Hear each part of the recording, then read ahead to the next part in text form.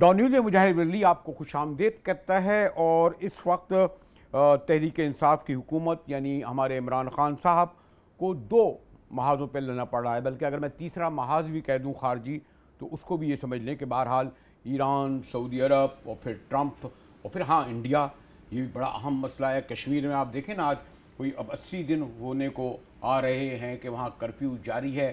خان صاحب ثالثی کی کوشش کر رہے ہیں۔ کچھ لوگوں کا خیال ہے کہ ہمارے پرائم منسٹر کو اس ثالثی میں پڑھنے کے بجائے یہ دیکھنا چاہیے کہ پاکستان میں کیا ہو رہا ہے، ملک میں کیا ہو رہا ہے، اور اس میں جہاں ایک طرف جیسے میں نے کہا نا کہ ان کی جو اوریجنل اقتصادی ٹیم تھی جو 22 سال سے ان کے ساتھ تھی وہ فیل ہوئی، انہیں ایک نئی اقتصادی ٹیم لانی پڑی جس میں اکثریت کا تعلق نون لیگ سے ہے، پیپلز پارٹی سے ہے۔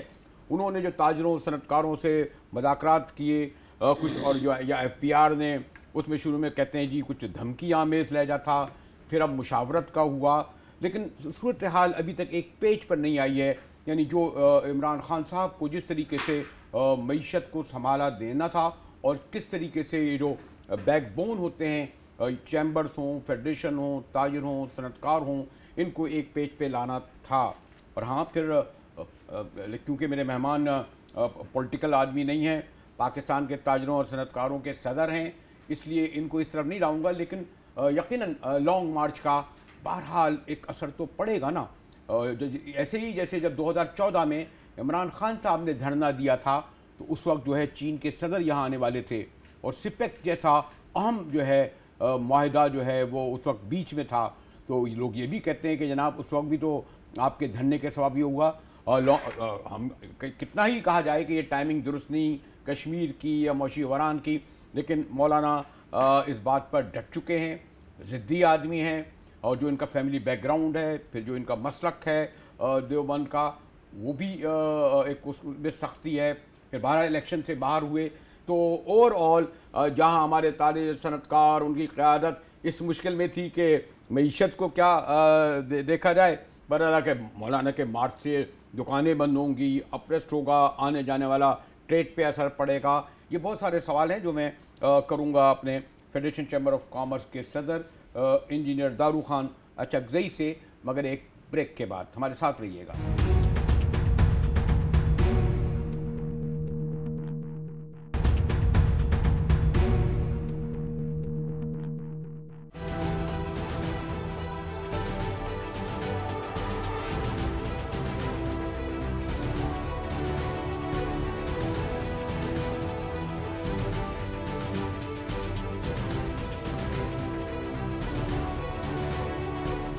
ڈان نیوز ایک بار پھر مجاہد ولی آپ کو خوش آمدید کہتے ہیں۔ جیسے میں نے کہا کہ پاکستان کے تاجروں صنعت کاروں کی سب سے بڑی نمائندہ تنظیم اور فیڈریشن چیمبر آف کامرس، اور یہ بھی بھائی بلوچستان سے تعلق ہے۔ عام طور پر لوگ سمجھتے ہیں جی یہ ادھر یہ کراچی والے ہوئے یا ہمارے ادھر والے ہوئے، پنجاب کے چنوٹ ونوٹ، یہی زیادہ تر عام طور پر الیکٹ ہوتے آتے تھے، یہی حاوی ہوتے تھے، لیکن ایک خوشائن بات ہے کہ اب یہ طریقہ کیا گیا ہے کہ چاروں صوبوں سے صدارت کا موقع ملے۔ اور پھر آپ کو علم ہے کہ یہ والا جو بارڈر ہے، چاہے وہ تورخم کا ہو چاہے چمن کا بارڈر ہو، اس سے لیگل یا لیگل لیکن بہت بڑی تجارت ہوتی ہے۔ انجینئر صاحب، میں آپ کو تو لانگ مارچ کی مشکل میں نہیں ڈالنا چاہتا، آپ کی سلام دعا تو ہوگی ویسے مولانا صاحب سے، اور آپ کو معلوم ہے کہ بڑے ضدی آدمی ہیں، الیکشن کو ہوا ہے، لیکن ماضی میں بھی آپ کو علم ہے کہ جب خاص طور پر جب کراچی میں ایم کیو ایم کا زور ہوتا تھا، یہ تحریکیں چلتی ہیں، تو کتنا فرق پڑتا ہے تجارت پر، صنعت پر، خاص طور پر جو باہر لوگ آتے ہیں ٹریڈ کے لیے۔ انجینئر صاحب پھر میں آپ سے اصل مسئلے میں پوچھوں گا۔ دیکھیں، میں تو ذاتی طور پہ یہ سمجھتا ہوں کہ اس وقت پاکستان کا جو معاشی بحران ہے، معاشی مسئلہ ہے، اس کو اپلفٹ کرنے کے لیے اس طرح کے ایجیٹیشنز جو ہے معیشت کے لیے بہت بڑا نقصان ہے، ہمیں اس طرف نہیں جانا چاہیے تھا۔ پھر دوسری بات یہ کہ ہمارے ملک میں بدقسمتی سے دنیا میں جو لوگ احتجاج کرتے ہیں تو وہ اپنا کاروبار روک لیتے ہیں، ہم دوسروں کا کاروبار روک لیتے ہیں۔ یہ بہت بڑا فرق ہے ہمارے ملک میں۔ اس کے لیے اچھے قوانین ہونے چاہیے اور قوانین پہ سختی سے عمل درآمد ہونا چاہیے۔ آپ کے خیال میں ناکامی کس کی ہے؟ مثلا یہ جو انڈیکیٹر تیزی سے مثلا ڈالر غائب ہونا شروع ہوا، جب بہت اوپر چلا گیا، پیٹرول، پھر کسی بھی شعبے میں لے لیں، تو اس کا کیا اسباب آپ کو لگے؟ کیونکہ آپ لوگوں نے بڑا خوش آمدید کہا تھا، بڑا ویلکم کیا تھا۔ اس میں ہم نے ویلکم کہا تھا، ہم ابھی بھی عمران خان کی اقتصادی ٹیم کے ساتھ پوری طرح جو ہے وہ ان کے ساتھ تعاون کر رہے ہیں. ان کو جہاں پہ ہماری ضرورت پڑتی ہے ہم وہاں پہ ان کا ساتھ دیتے ہیں, لیکن بدقسمتی سے جو مشاورت کا عمل ہے وہ اس طرح سے نہیں ہو رہا ہے کہ جس طرح سے ایک پوری جو ہے وہ ہونی چاہیے تھی.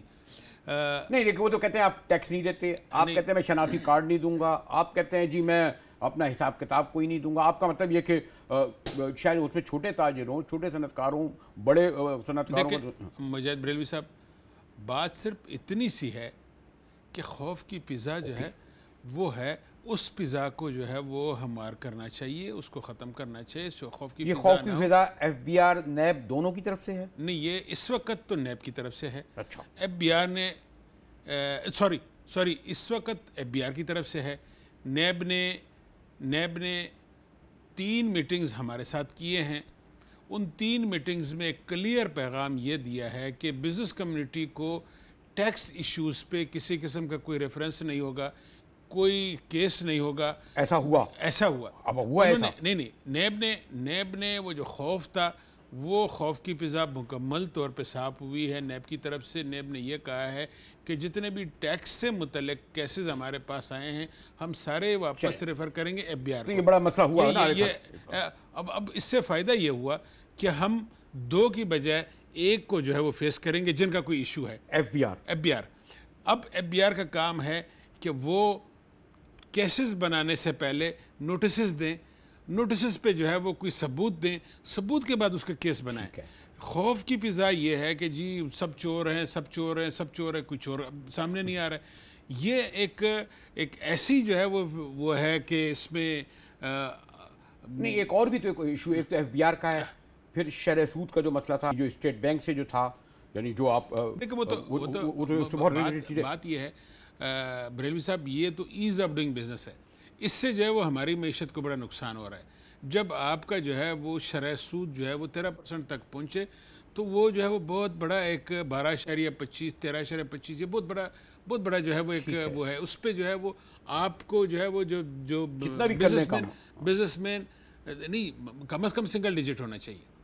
تو مہنگائی بھی ڈبل ڈیجٹ میں آ گئی ہے. وہ بھی پہلے اس کا بھی تو اثر پڑا نا کہ مہنگائی بھی ہوئی, اور آپ کا جو ہے وہ شرح سود پہ جو ہے وہ آپ نے اتنا بڑھا دیا تو آپ کا جو ہے وہ انویسٹمنٹ جو ہے وہ آپ کی سب چیزیں اس سے متاثر ہو رہی ہیں. لیکن وہ تو کہنے ہم نے ابھی جو خان صاحب نے بڑی اپنی اقتصادی ٹیم کو مبارکباد دی ہے, وہ تو کہتے ہیں فورن ڈائریکٹ انویسٹمنٹ جو ہے 115% بڑھا ہے. وہ تو کہتے ہیں جی امپورٹ ڈاؤن ہوئی ہے. وہ تو کہہ رہے ہیں جی کرنٹ اکاؤنٹ پہ بھی ہم نے قابو پا لیا ہے. وہ تو کہتے ہیں ریمیٹنس بھی ہمارے 17% بڑھ گئے ہیں. وہ تو سب اچھا بتا رہے ہیں. بات یہ ہے مجاہد بریلوی صاحب, میں ان پہ جو ہے وہ اس لیے کمنٹ نہیں کرنا چاہتا کہ ٹھیک ہے ان کی بات سے ہم اتفاق کریں گے, لیکن بات تو یہ ہے کہ ہم گراؤنڈ ریئلٹی کو بھی دیکھیں. آپ بھی جو ہے وہ یہاں سے مارکیٹ نکلیں, آپ کو جو ہے وہ ایک چھوٹا تاجر روتا ہوا ملے گا. اور اس وقت جو سب سے بڑا مسئلہ ہے وہ بڑے تاجر کا ہے. سب سے بڑا جو پس رہا ہے وہ بیچارہ بڑا تاجر ہے. 1.25 سال گزر گیا, اس کے مطلب یہ آپ کو کوئی بہت زیادہ اب امید کی کرن ختم تو نہیں ہوئے؟ آپ سمجھتے ہیں کہ جو آپ کی کہتے ہیں جی سب سے زیادہ تاجروں و صنعتکاروں سے ہمارے پرائم منسٹر نے میٹنگ کی ہے, اقتصادی مینیجروں نے بھی میٹنگ کی ہے, انڈرسٹینڈنگ بھی کی ہے, لیکن انہیں مجھے بریلوی صاحب میں تھوڑا سا جو ہے وہ یہاں پہ ایک چیز اضافہ کروں گا. میرے خیال میں جتنے میٹنگز عمران خان صاحب نے بزنس کمیونٹی سے کیے ہیں شاید اس سے پہلے کسی پرائم منسٹر نے نہیں کیے تھے. پھر اس میں کوئی شک نہیں ہے, لیکن بات یہ ہے عمران خان صاحب نے جتنے بھی میٹنگز کیے ہیں وہ ایلیٹ کلاس سے کیے ہیں, جبکہ ہمارا بیک بون جو ہے وہ ایس ایم ای ہے. دوسری بات ہمیں تھوڑا سا جو ہے وہ یہ ہے کہ اگر وہ انہوں نے بزنس کمیٹی سے میٹنگز کیے ہیں تو یہ بھی پتہ چلے کہ بزنس کمیٹی کے ریکمنڈیشنز پہ کیا عمل درآمد ہوا ہے. کمیونیکیشن جو ہے گیپ آپ کے جو ہے اور حکومت کے درمیان جو ہے وہ خلیج کم نہیں ہوا, اس کی خلیج بڑھتی جا رہی ہے. کہہ سکتے ہیں کہ ہماری اور حکومت کے درمیان کے جو گیپ ہے وہ گیپ برقرار ہے. کوئی ایسا ڈائریکٹ ان کے ساتھ وہ انٹریکشن نہیں ہے کہ ہمیں ایک دفعہ جو ہے وہ پوری طرح سن لیں اور سننے کے بعد جو سفارشات ہوں. نہیں, لیکن دونوں باتیں یہ بھی کہا جاتا تھا پہلے, ایک سنتا تھا ایک سمجھتا نہیں تھا. اب میں عموماً یہ کہتا ہوں یہ سنتے بھی ہیں سمجھتے بھی ہیں لیکن کرتے نہیں ہیں. پھر یہ والی بات ہے, یہی والی بات. بالکل وہ سنتے نہیں تھے. یہ سنتے ہیں اور سننے کے بعد سمجھتے ہوئے نہیں کرتے ہیں یا سمجھ نہیں پاتے ہیں. اس میں یا ان لوگوں کے حوالے آپ لوگوں کو کر دیتے ہیں کہ جو نہ سننا چاہتے ہیں نہ سمجھنا چاہتے ہیں. صحیح. یہی بات بات ہمیں ایک ہونا ہوگا. ہماری جو بزنس کمیونٹی ہے, ہماری جو حکومت ہے, سب ایک پیج پہ ہوں, اس ملک کی ترقی کے لیے لانگ ٹرم پلاننگ کریں. اور میں سمجھتا ہوں کہ اس وقت سب سے بڑا جو وقت کی جو اہم ضرورت ہے وہ ہے چارٹر آف اکانومی. پاس میں ہوا کہ ایک حکومت جو پالیسی بناتی ہے وہ تبدیل کر دیتی ہے, یہ آتے ہیں پاس کی تبدیل کر دیتے ہیں. اور آپ تو حکومتوں سے تاج صنعت کار کی کیا لڑائی, وہ تو یہ چاہتا ہے کہ کاروبار چلے, بزنس چلے.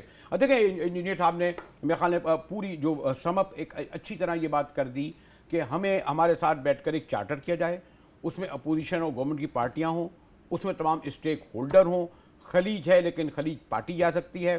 عمران خان صاحب کو اعتراف کرتے ہیں کہ بہت زیادہ میٹنگیں کی ہیں لیکن ان کے اقتصادی منیجر امپلیمنٹ نہیں کرتے. ان سب باتوں کی روشنی میں انجینئر صاحب نے جو اور یہ بالکل واضح طور پر کر دیا ہے کہ جناب ہم کسی قسم کی کوئی سیاستیں پڑھنا نہیں چاہتے ہو, وہ پڑھتے بھی نہیں ہے, چاہے یہ لانگ مارچ مولانا کا اپنا ہے. ہاں یہ ضرور ہے کہ اس سے اوور آل معیشت پر نقصان تو پڑے گا.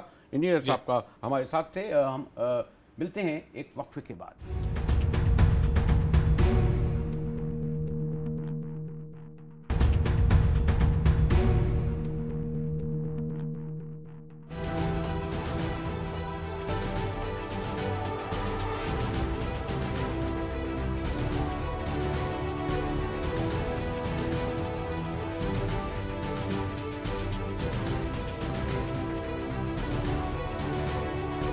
ڈاؤن نیوز میں ایک بار پھر مجاہد ولی آپ کو خوش آمدید کہتا ہے. میں نے یہ سوچا کہ جہاں موجودہ فیڈریشن چیمبر آف کامرس کے صدر یعنی جو پی ٹی آئی کی حکومت کے بعد ہی یہاں کے صدر منتخب ہوئے, ان سے تو یہ معلوم کیا جائے کہ آج وہ کن مسائل کا شکار ہیں.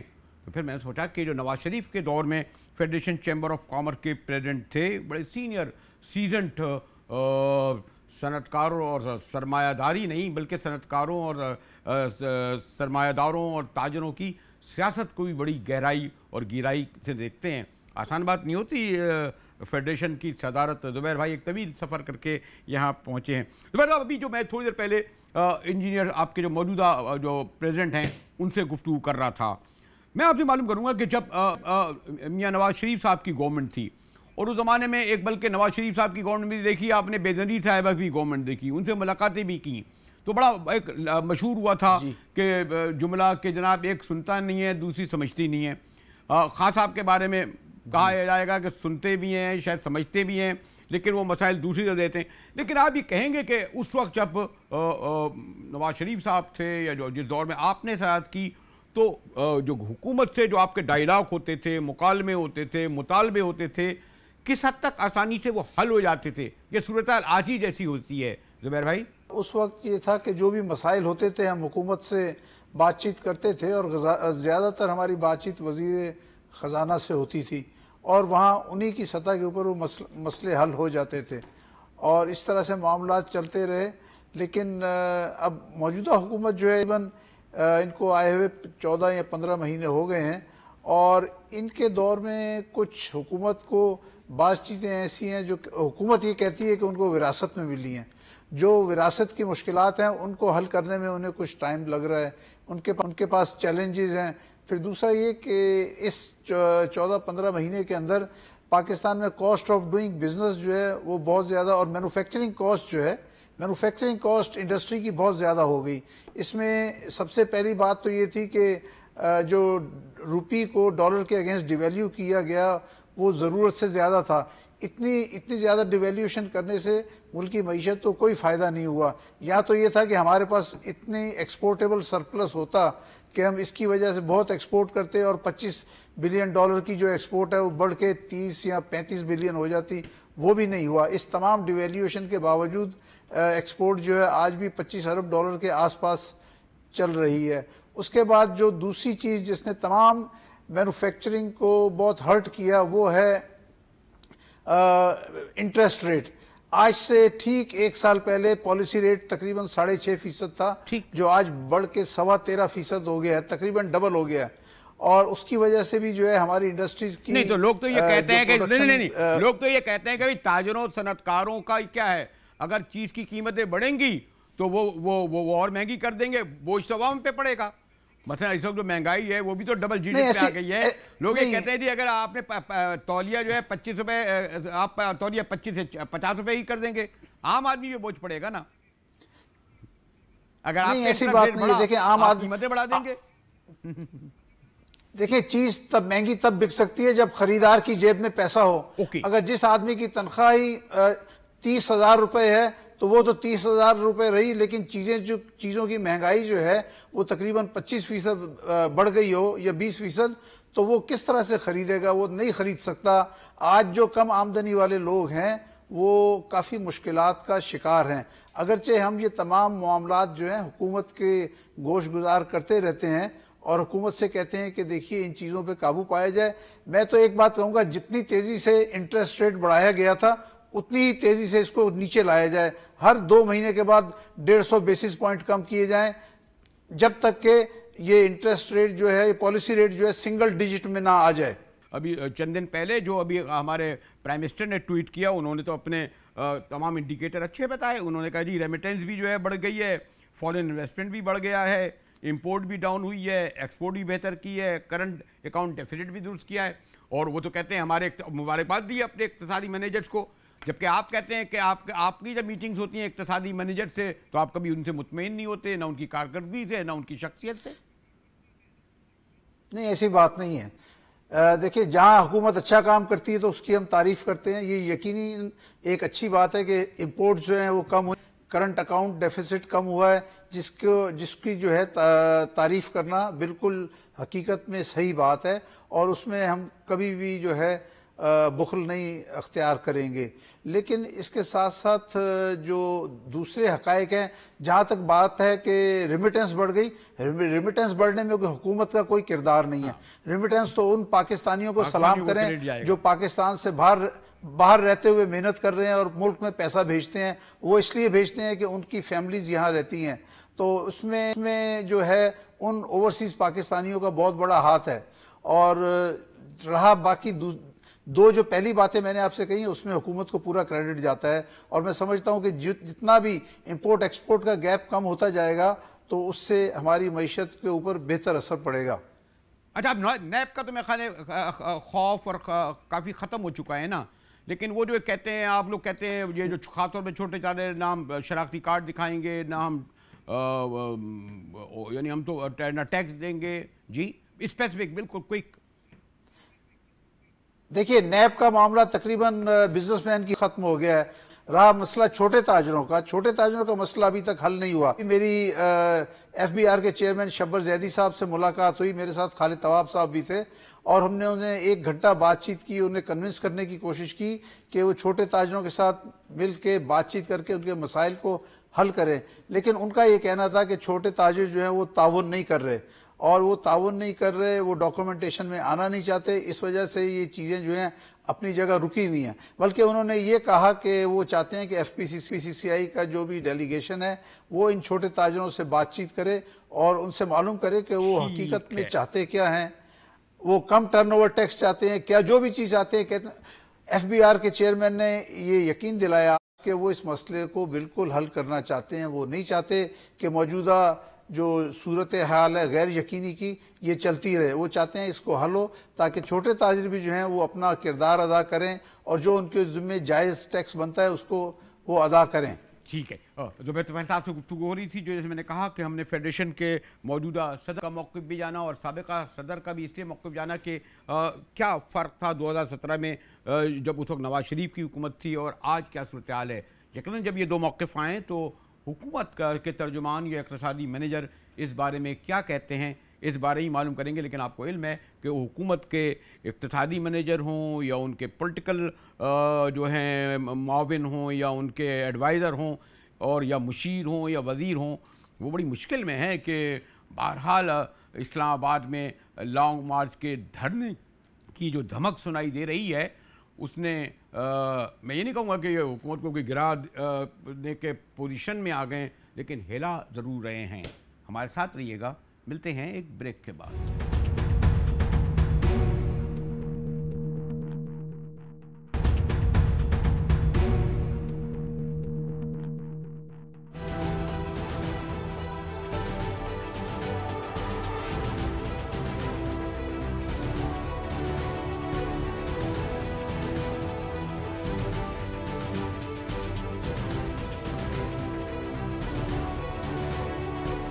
ڈاؤن نیوز میں ایک بار پھر مجاہد ولی آپ کو خوش آمدید کہتا ہے. آپ نے تاجروں صنعتکاروں کے قائدین یعنی سب سے بڑی جو تنظیم کہلاتی ہے فیڈریشن چیمبر آف کامرس کے سابقہ اور موجودہ پریزیڈنٹ ہمارے شیخ ظہیر صاحب اور زبیر طفیل صاحب کا موقف سنا, اور میں تواتر سے ان سے یہ کہتا رہا کہ یہ کیا وجہ ہے کہ آپ کا ان کے ساتھ کوئی ربط قائم نہیں ہو رہا, کیوں کمیونیکیشن ہے. تو میں نے سوچا کہ آپ نے تاجروں صنعتکاروں کی تنظیموں کا موقف سنا اور اب حکومت کی اقتصادی ٹیم کے منیجر ہیں. ویسے تو ہمارا ان سے بڑا پرانا ربط رہا ہے. ہمایوں اختر صاحب خود ایک بہت بڑی صنعتکار تاجر برادری سے, پھر ان کے والد, اس پر گفتگو میں نہیں کروں گا. تو ہمایوں اختر صاحب, ایک تو آپ کو علم ہے آپ کی حکومت یعنی جس طرح نے بیٹھی ہے لانگ مارچ سے نمٹ رہی ہے. چلو وہ ایک پولیٹیکل ایشو ہے, لیکن اس سے زیادہ یہ ہے کہ یہ کیا وجہ ہے کہ جو تاجر اور صنعتکار ان کے درمیان آپ ایک سال سے وہ گیپ مکمل نہیں کر پا رہے, اور آپ کو علم ہے کہ نہ صرف یہ کہ وہ آپ کے ساتھ کمیونیکیشن میں گیپ آ گیا ہے بلکہ آپ کے ساتھ آفینڈ ہیں, یعنی وہ آپ کے ساتھ محاذرائی کی کیفیت میں ہیں. ہمایوں بھائی. ارے مجاہد بھائی دیکھیں, ہم سے, میں تاجروں کی پہلے بات کرتا ہوں. دیکھیے میں خود تاجر اور ایک چھوٹا سا بزنس مین ہوں, اور میں بہت اچھے طریقے سے سمجھتا ہوں کہ ہمارے جو تاجروں کے مسائل ہیں, ہمارے جو انڈسٹریلسٹ کے مسائل ہیں. لیکن تاجر کمیونٹی, میں نہیں کہہ رہا کہ چھوٹا سا چھابڑی والا ہو یا چھوٹی سی دکان ہو کونے میں اور اس کو آپ بہت بھرپور ٹیکس لگا دیں, لیکن بہت بڑے بڑے تاجر بھی ہیں اس ملک میں, نہ صرف ریٹیل میں بلکہ مثلا آپ مینوفیکچرنگ مل سے جو مال نکلتا ہے اور جب وہ دکان تک پہنچتا ہے اس کے بیچ میں کتنے لیئرز ہوتے ہیں. ایک آدمی 50 ٹرک خریدتا ہے, وہ آگے 10 ٹرک بیچ دیتا ہے, وہ آگے 3 ٹرک بیچ دیتا ہے. تو یہ سارے لوگ پیسہ کما رہے ہوتے ہیں. یہ جو چین ہے پوری سروس سیکٹر کی اور تاجروں کی اور ٹریڈرز کی, یہ چین ٹیکس نیٹ میں ہم لانا چاہتے ہیں. دیکھیے سروس سیکٹر جو ہے 50% سے زیادہ بڑا حصہ ہے جی ڈی پی کا, اور اس سے ٹیکس صرف 17% آتا ہے. جو ٹوٹل ملک کا ایف پی آر کا ٹیکس ریونیو 17% سروس سے آتا ہے, اور وہ بھی تقریباً سارے کا سارا بینکنگ سیکٹر سے آتا ہے. تو یہ تاجر طبقہ ٹیکس نیٹ میں نہیں ہے, اور آج تک بہت سی حکومتوں نے, آپ کو یاد ہوگا کہ پریزیڈنٹ مشرف نے فوج بھیج دی تھی تب بھی یہ نیٹ میں نہ آ سکا. پچھلے دور میں بہت سر توڑ کوشش کی گئی, نیٹ میں نہیں آ سکا.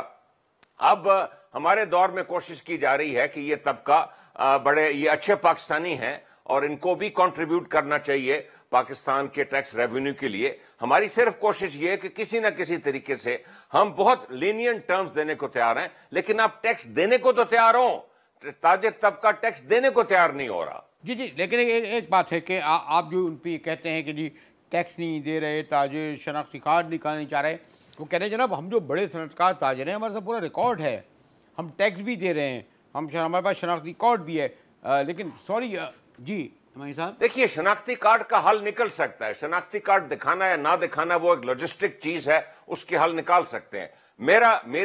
میری یہ ریکویسٹ ہے تاجر طبقے سے, میں خود تاجر ہوں, میری ریکویسٹ ہے ان سے کہ آپ پہلے اپنے ذہن میں ذہنی طور پہ ٹیکس دینے کو تیار تو ہوں. آپ نے کہا کہ ہم لاکھوں کے قرضے دیں گے نوجوانوں کو, 15% خواتین کو. تو معیشت کی اگر یہ حالت ہے, خزانے میں پیسہ نہیں ہے, تو یہ کہاں سے آپ 1 کروڑ ملازمتیں, 50 لاکھ گھر جس سے خود ہی آپ کے ترجمان مکر گئے ہیں, اور پھر یہ جو سب وعدے جو کر رہے ہیں کس طرح پورے ہوں گے؟ ہمایوں اختر صاحب. مجاہد بھائی دیکھیں, میں حقیقت بتاؤں کہ ہمیں نہیں معلوم تھا کہ کتنی بری صورتحال ہے. دیکھیے ہمیں سوچنا چاہیے کہ پچھلے 40-50 سال میں آخر یہ ملک 22 مرتبہ آئی ایم ایف کے پاس کیوں گیا؟ I M F is the lender of last resort. I M F کے پاس جایا جاتا ہے اس لیے نہیں کہ آپ کے پاس روپوں کی کمی ہو گئی ہے, وہ جایا جاتا ہے جب آپ کے پاس ڈالروں کی کمی ہو. روپیہ تو چلیں آپ کی کرنسی آپ کچھ عرصے تک چھاپ لیں, اوکے, لیکن آپ ڈالر تو نہیں چھاپ سکتے. تو یہ 22 دفعہ گئے. ہوتا یہ ہمارے ملک میں کہ ہمارے ملک میں ایک ٹینڈنسی ہے کہ جو फाइनेंस मिनिस्टर्स होते हैं वो रुपया को आर्टिफिशियली मजबूत रखते हैं। मतलब 2016 में रुपया हमारा 25% ओवर वैल्यू था, और वो ओवर वैल्यू आपको पता रखा कैसे जाता है। हम 2016 में हमारा रिजर्व $18 बिलियन था, जब 2018 में 2 साल के अंदर वो रिजर्व $9.5 बिलियन हो गया। आपको पता है ये पैसा गया किधर? ये पैसा डॉलर मार्केट में फेंके गए ताकि डॉलर की डिमांड कम हो और रुपया मजबूत रहे। जब रुपया मजबूत होता है तो आपकी एक्सपोर्ट्स कम हो जाती हैं, आपकी इंपोर्ट्स बहुत सस्ती हो जाती हैं। आपका उसके साथ अगर आप लूज मॉनेटरी पॉलिसी रखें तो आप पूरी एक कंजम्पशन बेस्ड इकोनॉमी को चढ़ाते हैं। ग्रोथ रेट तो आपका ठीक आ जाता है, लेकिन आपका बहुत जल्दी पता चलता है कि शदीद फॉरेन एक्सचेंज की कमी हो गई, और 22 की 22 दफा आप IMF के पास इसीलिए गए हैं क्योंकि हमने ये देखा कि 6,000 बिलियन से 30,000 बिलियन पे 10 साल में डेट पहुंचा गया। $40 बिलियन से फॉरेन डेट $95 बिलियन पहुंचा गया। आप यकीन करें कि हमने जो इस साल 10,000 बिलियन अभी कर्जे जो लिए गए, जिसमें से 5,000 बिलियन तो सिर्फ इस वजह से क्योंकि डॉलर का कर्जा अपने रुपए में शो करना है, क्योंकि रुपया 105 से 155 में चला गया है, तो वो 5,000 बिलियन तो लोग कहते हैं जी कर्जा ले लिया। कर्जा नहीं लिया है, डॉलर में वही का वही कर्जा है। आप यकीन करें कि मुजाहिद भाई 2,000 बिलियन एक साल में हमने इनका कर्जा भुगताया है, जो ये $14 बिलियन 6-7% पे यूरो बॉन्ड और सकूक बॉन्ड वो इनके कर्जे हम अदा कर रहे हैं। चलिए हम आपको वक्त दे देते हैं। कितने देर, 1-1.25 साल तो निकल गया ना आपके देखते देखते, 1 साल 2 साल। लोग तो ये पूछेंगे ना, क्योंकि आपने तब्दीली का वादा किया था हुमायूं अख्तर साहब। देखिए मुजाहिद भाई, एक तो खुशखबरी यह है कि ईज ऑफ डूइंग बिजनेस जो वर्ल्ड बैंक की एक रिपोर्ट आती है, उसमें पिछले 10 साल में पाकिस्तान 62 पोजीशंस नीचे चला गया था। 62 पोजीशंस, ओके। अब 1 साल के अंदर 28 पोजीशन ऊपर गया है, बेहतरी आई है। इंडिया 14 पोजीशन सिर्फ ऊपर गया है, इंडिया 14 पोजीशन, और उधर मिठाई बांट रही है।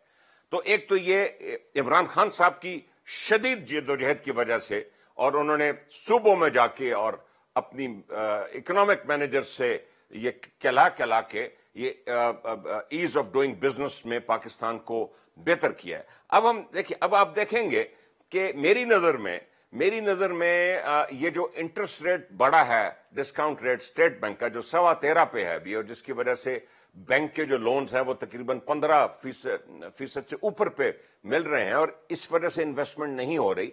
ये रेट जैसे फिस्कल स्टेबिलिटी आती है, जो आपने कहा कि आपका डॉलर्स की जो कमी है वो अब दूर होती जा रही है, हमारी रिजर्व बढ़ते जा रहे हैं। आप जैसे ये सिचुएशन आती है, जैसे महंगाई थोड़ी कम होती है, तो ये इंटरेस्ट रेट नीचे आना शुरू होगा, जिससे प्राइवेट सेक्टर जो इंडस्ट्रियल सेक्टर है इसमें एक हरकत आएगी, जिससे FPR का रेवेन्यू बेहतर होगा, जिससे नौकरियां बेहतर होंगी। तो मैं आपसे इंशाअल्लाह ताला, मुझे उम्मीद है कि अगले साल में हमारी बेहतरी की तरफ हम जाना शुरू कर देंगे। हुमायूं अख्तर साहब से हमारी बड़ी पुरानी याद अल्लाह है, न्याज़मंदी है। मुशर्रफ साहब के साथ होते थे, उस वक्त बड़ी हमारी बराह रास्त गुफ्तगू होती थी, लेकिन मुझे एक अरसे बाद जब इनसे मुलाकात कर रहा था तो इन्होंने जिस तरह हुकूमत की पॉलिसियों को डिफेंड किया, क्योंकि उस बावजूद मैं ये कहूँगा कि इस्लामाबाद की में बैठी हुकूमत को ये समझना चाहिए कि ये जो लॉन्ग मार्च है मौलाना फजल रहमान का, और फिर इसके साथ जो पीपल्स पार्टी और नून लीग शामिल हो गई है, तो उसका सबब यह है कि वो ये समझते हैं कि इस वक्त आवाम की बहुत बड़ी तादाद माशी मसाइल के सबब उनके ख़िलाफ़ उठ खड़ी हो रही है। तो अब मैंने देखा कि मौलाना साहब ने मजहबी कार्ड ज़रा कम कर दिया है, वो सियासी दबाव डाल रहे हैं। और सॉरी से एक ज़रा गलती आपसे ये हुई, गलती क्या हुई, बहरहाल आपका मौक़िफ़ है कि फ़ौज आपके साथ है, लेकिन अगर मुंतखब अवामी हुकूमतें कहने लगें कि फ़ौज उनके पीछे खड़ी है, तो इससे ये पैगाम जाएगा कि शायद पॉलिटिकल या मुंतखब हुकूमतें कमज़ोर हो रही हैं। मुजाहिद बरेलवी को डॉन न्यूज़ से इजाज़त दीजिए, कल इसी वक्त आपसे फिर मुलाकात होगी।